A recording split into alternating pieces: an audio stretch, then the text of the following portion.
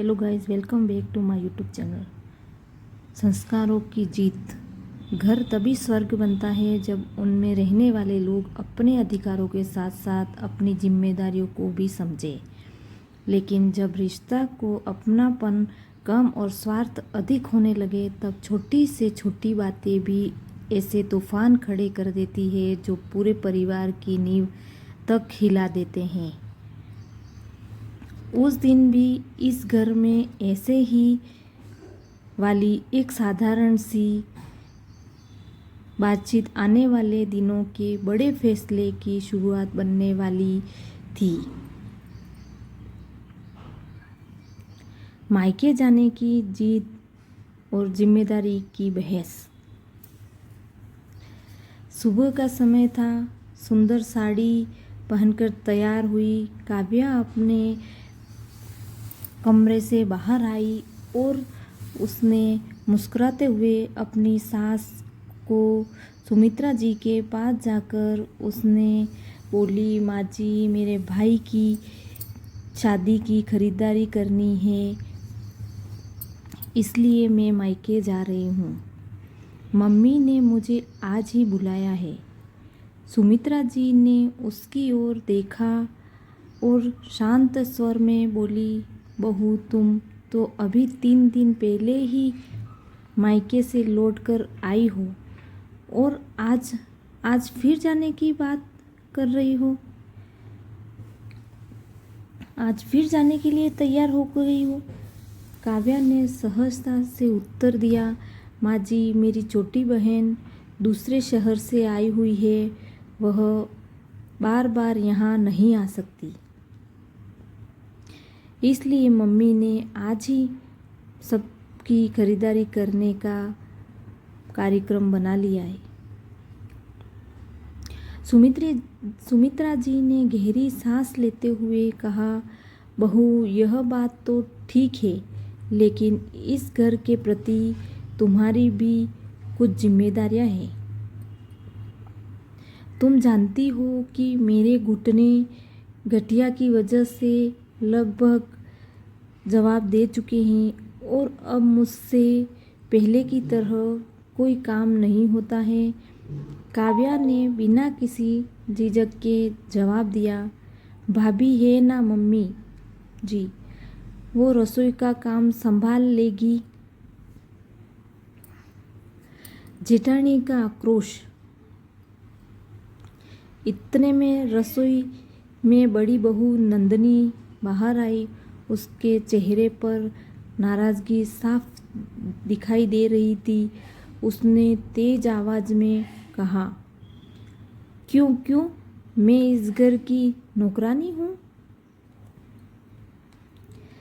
फिर उसने काव्या की ओर देखते हुए कहा, हर बार अपना बैग उठाकर मायके चली जाती हो और सारा काम मेरे भरोसे छोड़ देती हो। आज कहीं नहीं जाओगी। चुपचाप बैग रखो और मेरे साथ घर का काम संभालो। काव्या का चेहरा तमतमा उठा। उसने तीखे स्वर में कहा, मैं आज कोई काम नहीं करूँगी। मेरी मम्मी ने मुझे बुलाया है और मैं ज़रूर जाऊँगी। मुझे कोई रोक नहीं सकता। सुमित्रा जी ने दोनों शांत करने की कोशिश करते हुए कहा, बहू नंदनी की बात भी गलत नहीं है। वो दिन भर अकेली रसोई और घर का सारा काम संभालती रहती है। यह सुनते ही काव्या का गुस्सा और बढ़ गया। वह बोली, यह एक दिन की बात नहीं है भाभी। भाभी को तो हर समय बस यही शिकायत रहती है कि मैं काम नहीं करती। अगर मैं कभी अपने मायके चली जाऊं तो इन्हें परेशानी होने लगती है। हुए सच तो यह है कि इन्हें मेरे मायके जाने जलन होती है। मेरे घर वाले बुलाएंगे तो मैं ज़रूर जाऊंगी। सुमित्रा जी की समझाइश और नंदिनी का अल्टीमेटम। सुमित्रा जी ने समझाते हुए कहा, काव्या, मायके जाना गलत नहीं है, लेकिन घर के काम में तुम्हारे बराबरी से हाथ बटाना चाहिए। घर की जिम्मेदारी उसकी अकेली ही नहीं है, तुम्हारी भी जिम्मेदारी है। तभी नंदिनी ने दृढ़ स्वर में कहा, माँ जी, अगर ऐसा ही चलता रहा तो आज के बाद मैं अकेले घर का कोई काम नहीं करूँगी। जब तक जिम्मेदारियाँ बराबर नहीं बढ़ जाएगी, मैं भी चुपचाप सब कुछ सहती नहीं रहूँगी।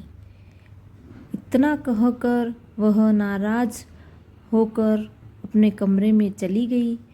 काव्या ने भी बेपरवाही से कहा, मत करो काम हूँ, लेकिन मैं तो अपने मायके ज़रूर जाऊँगी। इतना कहकर वह घर से बाहर निकल गई। परिवार का आर्थिक और सामाजिक ताना बाना। इस परिवार में सुमित्रा जी और रघुनाथ जी के 2 बेटे थे। बड़े बेटे आदित्य की पत्नी नंदिनी थी, जबकि छोटे बेटे विवेक की पत्नी काव्या थी।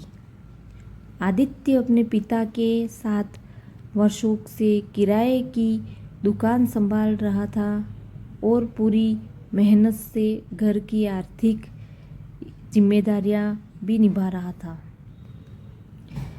दूसरी ओर विवेक का मन दुकान पर बैठने में कभी नहीं लगता था। वह बीमा एजेंट के रूप में काम करता था, लेकिन उसकी आमदनी बहुत कम थी। इसी कारण से वह नौकरी की तैयारी में लगा हुआ था और उसी उम्मीद से दुकान के काम से हमेशा दूरी बनाए रखता था। रघुनाथ जी की चिंता और सुमित्रा जी का दर्द। कुछ देर बाद रघुनाथ जी दुकान से थके हुए घर लौटे। कुर्सी पर बैठते ही उन्होंने सुमित्रा जी से पूछा, आज भी विवेक दुकान पर नहीं आया? सुमित्रा जी ने निराश स्वर में कहा, नहीं जी, उसका कहना है कि दुकान का काम उसे पसंद नहीं है। वह तो सरकारी नौकरी की तैयारी करना चाहता है, उसी में उसका मन लगता है। रघुनाथ जी ने सिर झुकाकर कहा, समझ नहीं आता, इस लड़के को कैसे समझाऊं? सरकारी नौकरी हर किसी को इतनी आसानी से नहीं मिलती। उधर दुकान पर आदित्य अकेला कितना काम करेगा बेचारा। उसे भी तो अपने छोटे भाई के सहारे की ज़रूरत है। कुछ पल बाद रघुनाथ जी बोले, बहू से कहो खाना लगा देगी, मुझे बहुत भूख लगी है और आदित्य के लिए भी टिफ़िन लेकर दुकान जाना है मुझे यह सुनकर सुमित्रा जी खुद उठकर रसोई की ओर बढ़ने लगी। घुटनों के दर्द के कारण उनका एक एक कदम मुश्किल से उठ रहा था। तभी नंदिनी बाहर आई। रघुनाथ जी ने उसे देखकर कहा, बहू, यह क्या सुन रहा हूँ? तुमने खाना बनाने से मना कर दिया। छोटी बहू अभी ना समझ है बेटा, लेकिन तुम तो समझदार हो ना, तुम्हें इस तरह नाराज नहीं होना चाहिए। नंदिनी ने शांत लेकिन दृढ़ स्वर में कहा, बाबूजी, आप ही बताइए, यह सब आखिर कब तक चलता रहेगा? मेरे पति दिन रात मेहनत करके घर चलाए और मैं अकेली पूरे घर का काम करूं।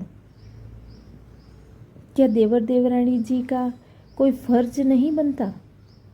घर के लिए वो भी खर्च और जिम्मेदारियों में बराबरी से हिस्सा ले सकते हैं ना। आखिर उनका भी तो फर्ज है ना। आखिर कब तक हम दोनों ही हर जिम्मेदारी उठाते रहें? रघुनाथ जी की कुछ पल चुप रहे, फिर बोले, बहू तुम्हारी बात गलत नहीं है। मैं इस विषय में दोनों से बात करूँगा, लेकिन फ़िलहाल खाना बना दो। मुझे भी भूख लगी है और आदित्य भी दुकान पर इंतज़ार कर रहा होगा। नंदिनी ने स्पष्ट शब्दों से कहा, बाबूजी, आपके केवल आश्वासन से काम नहीं चलेगा। घर में जब इस समस्या का कोई स्थायी समाधान नहीं निकलेगा, मैं भी घर के किसी काम में हाथ नहीं लगाऊंगी। इतना कहकर वह अपने कमरे में चली गई। उसकी बात सुनकर रघुनाथ जी और सुमित्रा जी दोनों की गहरी चिंता में पड़ गए। आखिरकार सुमित्रा जी के घुटनों के दर्द के बावजूद बड़ी मुश्किल से पूरे परिवार के लिए खाना तैयार किया, लेकिन अब रघुनाथ जी को महसूस हो गया था कि यदि समय रहते कोई निर्णय नहीं लिया गया तो यह विवाद पूरे परिवार को बिखेर सकता है। शाम का महासंग्राम और बंटवारे की बात। शाम होते होते विवेक और काव्या भी घर लौट आए। थोड़ी देर बाद आदित्य भी दुकान बंद करके घर पहुंचा। रघुनाथ जी ने दोनों बेटों को अपने पास बुलाया और गंभीर स्वर में कहा, बेटा विवेक, अब समय आ गया है कि तुम भी अपनी जिम्मेदारियों को समझो। विवेक ने आश्चर्य से पूछा, क्या मतलब है पिताजी आपका? रघुनाथ जी बोले, मेरा मतलब यह है कि तुम्हारा बड़ा भाई आखिर कब तक पूरे परिवार का खर्च अकेले ही उठाता रहेगा। मैं सोच रहा हूँ कि अब संपत्ति और जिम्मेदारियाँ का बंटवारा कर देना ही उचित रहेगा। रोज रोज के झगड़े हमेशा के लिए समाप्त हो जाएंगे। रघुनाथ जी की बात सुनकर आदित्य तुरंत बोला, पिताजी, मुझे नहीं लगता कि बंटवारा किसी समस्या का समाधान है। अगर घर का सदस्य अपनी जिम्मेदारी ईमानदारी से निभाने लगे और मिलजुल कर रहे तो किसी बंटवारे की ज़रूरत नहीं पड़ेगी। तभी सुमित्रा जी ने उदास स्वर में कहा, बेटा, अगर सभी लोग अपनी जिम्मेदारियां समझते तो आज यह दिन देखने की नौबत नहीं आती। आखिर तुम कब तक अपने छोटे भाई के पूरे परिवार का बोझ अकेले ही उठाते रहोगे? सुमित्रा जी की बात पूरी भी नहीं हुई थी कि पास में खड़ी हुई काव्या तुरंत बोल पड़ी, ऐसा भी क्या कर दिया है इन्होंने हमारे लिए? हम भी अपनी मेहनत से ही कमाते हैं।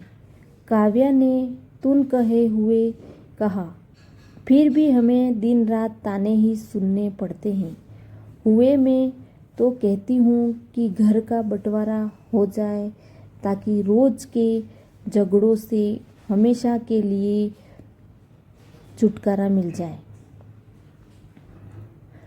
उसकी बात पूरी भी नहीं हुई थी कि नंदनी गुस्से से आगे बढ़ी और बहुत ही तीखे स्वर में बोली, बंटवारा तो तुम इसलिए चाहती हो ताकि तुम्हें बाबूजी और माँ जी की जिम्मेदारी ना मिले उठानी पड़े। मैं समझ कर रही हूँ तुम्हारे बारे में। उनका पूरा बोझ मेरे और आदित्य के सिर पर डालकर तुम चैन से रह सको। लेकिन अब मैंने भी फैसला कर लिया है कि मैं भी अकेले माँ बाबूजी की सेवा नहीं करूँगी। इतने वर्षों तक जितना कर सकती थी ना उतना कर चुकी हूँ। मैं अब हर जिम्मेदारी बराबर बांटी जाएगी। नंदनी की बात सुनकर काव्या भी भड़क उठी। उसने जवाब दिया, मैंने भी किसी का ठेका नहीं ले रखा है। फिर तो हर समस्या मुझसे ही उम्मीद क्यों की जाती है। मैं अपनी जिंदगी भी जीना चाहती हूँ। देखते ही देखते देवरानी और जेठानी के बीच बहस इतनी बढ़ गई कि पूरे घर का माहौल तनाव से भर गया।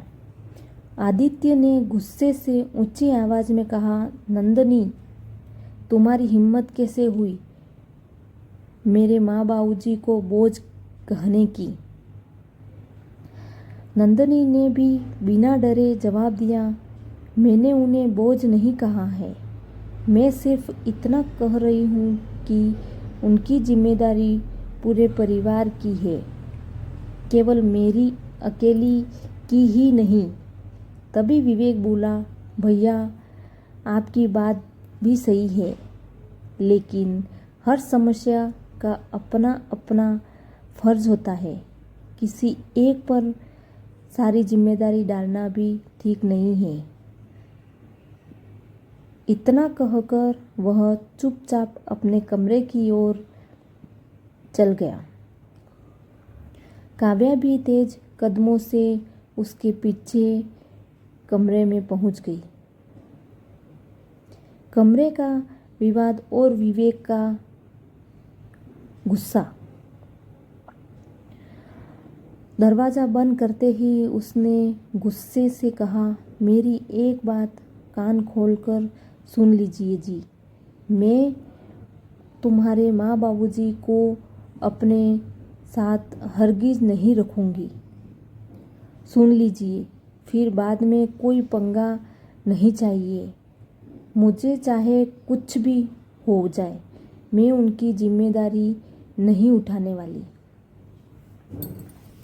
विवेक ने गंभीर स्वर में कहा, काव्या, वो मेरे माता पिता हैं जिन्होंने मुझे जन्म दिया है,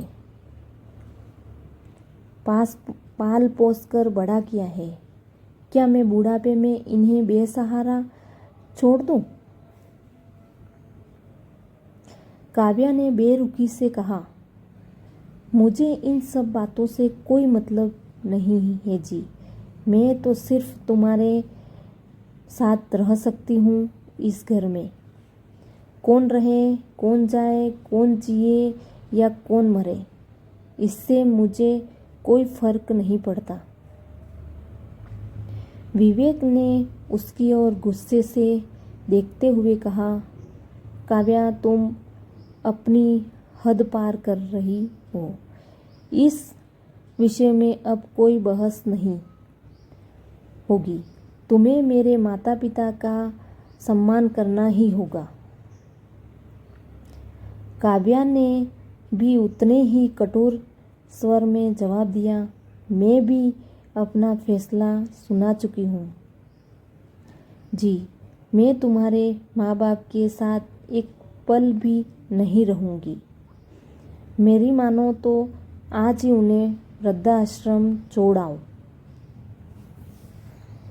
यह शब्द सुनते ही विवेक का धैर्य टूट गया।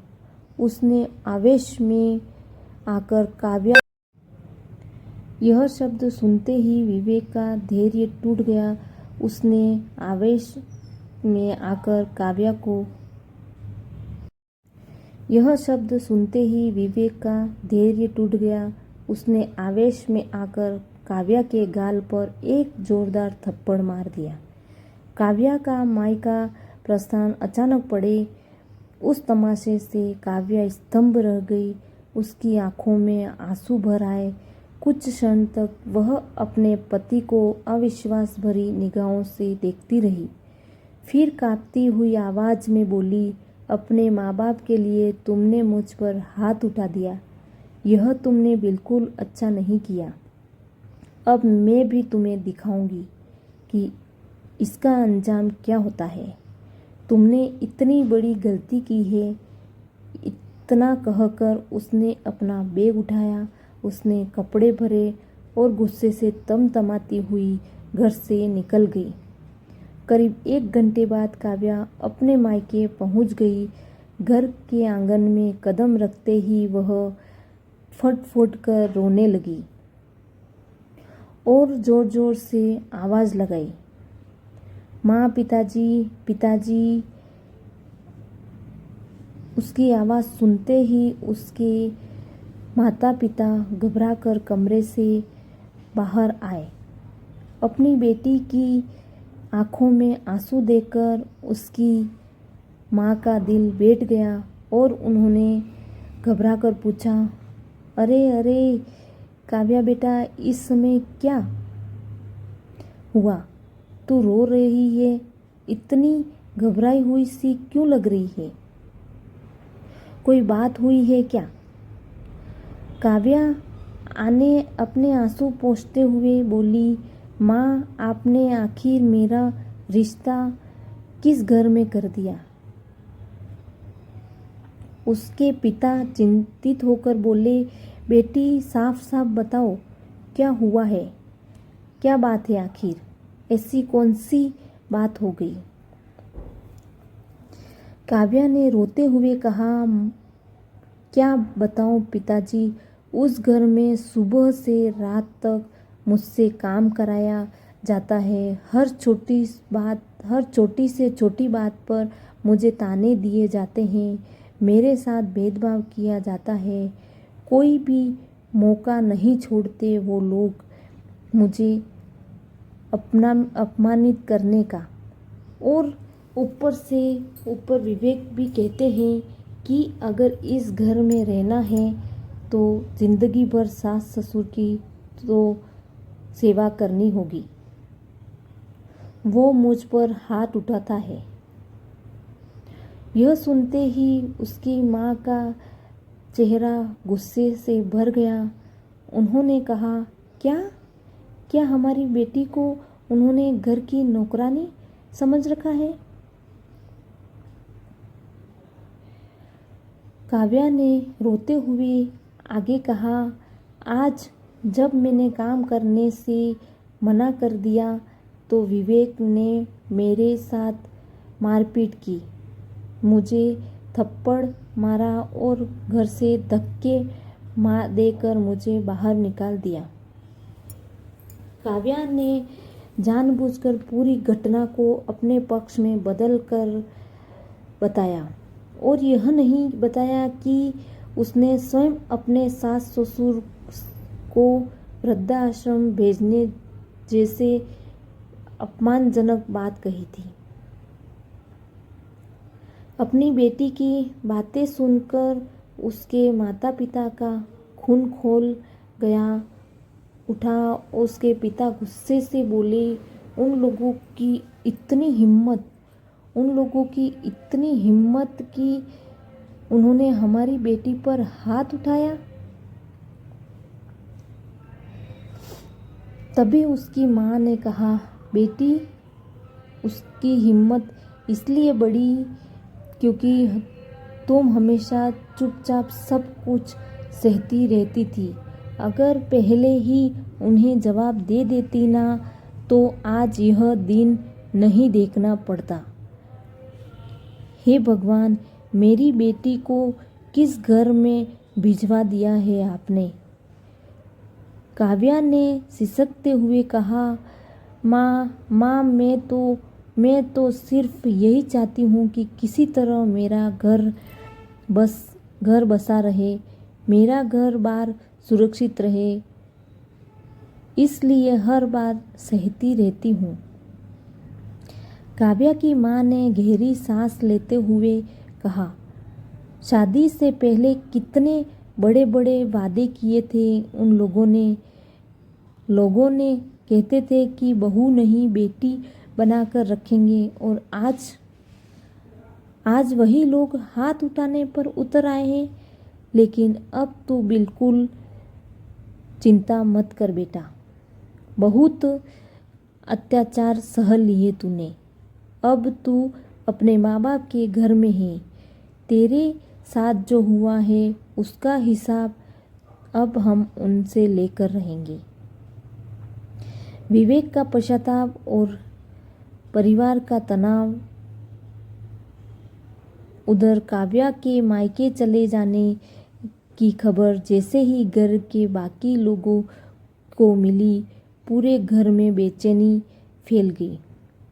आदित्य ने विवेक से नाराज होकर कहा, तुम्हें अपनी पत्नी पर हाथ नहीं उठाना चाहिए था।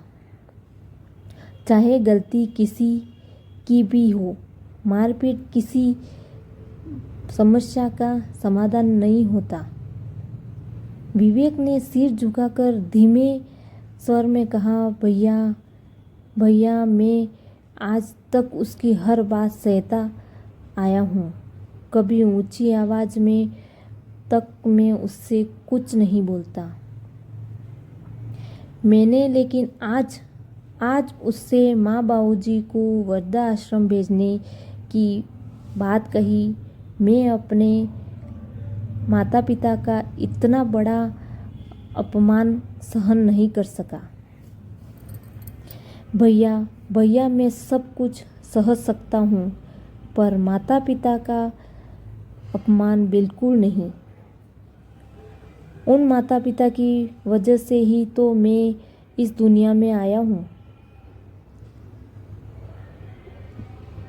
रघुनाथ जी ने गंभीर स्वर में कहा, बेटा तुम्हारा दर्द मैं समझ सकता हूँ, लेकिन गुस्से में उठाया गया एक गलत कदम कई बार पूरे परिवार को बिखेर देता है। तुम्हें हाथ नहीं उठाना चाहिए था बेटा, हाथ उठाना सही चीज नहीं है। विवेक की आंखों में पश्चाताप साफ दिखाई दे रहा था। उसने धीमी आवाज में कहा, नहीं बाबूजी, मैं अपनी गलती मानता हूँ। सुबह होते ही मैं खुद काव्या को मनाने के लिए उसके मायके जाऊंगा, चाहे कितनी भी नाराज हो वो, मैं उसे वापस लेकर ही आऊंगा। अगली सुबह घर का वातावरण पहले से भी अधिक बोझिल था। रात भर किसी की भी आंखों में ढंग से नींद ही नहीं आई थी। सुमित्रा जी बार बार भगवान के सामने हाथ जोड़कर बस यही प्रार्थना कर रही थी कि किसी तरह परिवार में फिर से पहले जैसा स्नेह लौट आए। रघुनाथ जी भी गहरी चिंता में डूबे बैठे हुए थे। उन्हें लग रहा था कि वर्षों की मेहनत में जो परिवार उन्होंने प्रेम और विश्वास की नींव खड़ा किया था, वह आज धीरे धीरे बिखरने लगा है। दूसरी ओर आदित्य और नंदिनी भी शांत थे, लेकिन उनके मन में चल रहा था तनाव। उनके चेहरे पर साफ दिखाई दे रहा था। मायके में विवेक की दस्तक और संवाद। सुबह होते ही विवेक बिना कुछ खाए पिए काव्या के मायके के लिए निकल पड़ा। पूरे रास्ते वह अपनी गलती के बारे में सोचता रहा। उसे बहुत दुख हो रहा था। उसे इस बात का पश्चाताप था कि गुस्से में उसने हाथ उठा दिया था। हाथ उठाना किसी भी समस्या का हल नहीं है, लेकिन उसने यह भी दुख था कि काव्या उसके माता पिता के प्रति इतनी कठोर सोच कैसे रख सकती है। वह चाहता था कि किसी भी तरह दोनों के बीच की गलतफहमियां दूर हो जाए और उसका घर फिर से पहले जैसा बन जाए। उधर काव्या अपने मायके में बैठी अपने माता पिता के साथ लगातार अपने ससुराल वालों की बुराई कर रही थी। उसकी माँ बार बार उसे समझाने की बजाय उसके गुस्से को और हवा दे रही थी, क्योंकि असली वजह तो उनको भी नहीं पता थी। तभी अचानक दरवाजे पर दस्तक हुई। काव्या के पिता बाहर आए तो सामने विवेक खड़ा था। विवेक खड़ा हुआ था। उन्होंने उसे देखते ही नाराजगी से कहा, अब यहाँ किस लिए आए हो? विवेक ने हाथ जोड़ते हुए विनम्र स्वर से कहा, पिताजी, मैं काव्या को लेने आया हूँ। कल जो हुआ उसके लिए मुझे बहुत अफसोस है। मैं माफ़ी मांगता हूँ। उस चीज़ के लिए मुझसे बहुत बड़ी गलती हो गई है। उसकी बात सुनते ही काव्या की माँ भी बाहर आ गई। उन्होंने तीखे स्वर में कहा, अब आपकी माफ़ी मांगने से क्या होगा? जब हमारी बेटी पर हाथ उठा रहे थे तब यह सब याद नहीं आया? तब ये सब याद नहीं आया था आपको? विवेक ने सिर झुकाकर कहा, माँ जी, मैं अपनी गलती स्वीकार करता हूँ। सच में मुझे बहुत बड़ी गलती हुई है। मुझे हाथ नहीं उठाना चाहिए था। लेकिन आप पूरी बात भी जान लीजिए। बात सिर्फ इतनी भी नहीं कि जितनी आपको बताई गई है। इतने में काव्या भी कमरे से बाहर आ गई। उसने विवेक की ओर देखा और गुस्से से बोली, अब यहाँ आने की कोई ज़रूरत नहीं है। आपको क्यों आए हो? यहाँ मैं तुम्हारे साथ वापस वहाँ नहीं जाऊँगी। मैंने बोल दिया ना। विवेक ने शांत स्वर में कहा, काव्या, मैं तुम्हें लेने आया हूँ, लड़ने नहीं। अगर मुझसे गलती हुई है तो मैं उसके लिए दिल से माफ़ी मांगता हूँ, लेकिन तुमसे भी माँ बाबूजी के बारे में जो भी कहा था वह बहुत गलत था। काव्या, तुम सोच कर देखो, क्या तुमने सही बोला था? काव्या के बीच में ही उसकी बात काटते हुए बोली, गलती सिर्फ मेरी ही दिखाई देती है। तुम्हें तो अपने माँ बाप की खातिर तुमने मुझ पर हाथ उठाया। उस अपमान को मैं ज़िंदगी भर नहीं भूल पाऊंगी। तभी उसकी माँ बोली, मेरी बेटी कहीं नहीं जाएगी यहाँ से। पहले अपने घर वालों को समझाओ कि बहू कोई नौकरानी नहीं होती जिसे घर का सारा काम करवाने के लिए घर में लाया जाए। विवेक ने संयम बनाए रखते हुए कहा, मैं किसी को सही या गलत साबित करने नहीं आया हूँ मम्मी जी। मैं सिर्फ अपना घर बचाना चाहता हूँ, अपने रिश्ते को बचाना चाहता हूँ। पति पत्नी के बीच मतभेद हो सकते हैं, लेकिन मायके और ससुराल के बीच दुश्मनी नहीं होनी चाहिए। काव्या के पिता कुछ देर तक चुपचाप उसकी बातें सुनते रहे। उन्हें महसूस हुआ कि विवेक के शब्दों में बनावट नहीं, बल्कि सच्चा पश्चाताप है। फिर भी उन्होंने कठोर स्वर में कहा, विवेक, हमारी बेटी का विश्वास टूट चुका है, उसे समझ चाहिए। अभी तो तुम्हारे साथ नहीं जाएगी। विवेक ने एक बार फिर काव्या की ओर देखा। उसकी आंखों में उम्मीद की आखिरी किरण बाकी थी। अभी भी उसने धीमे स्वर से कहा, काव्या, मैं तुम्हारा इंतज़ार करूँगा।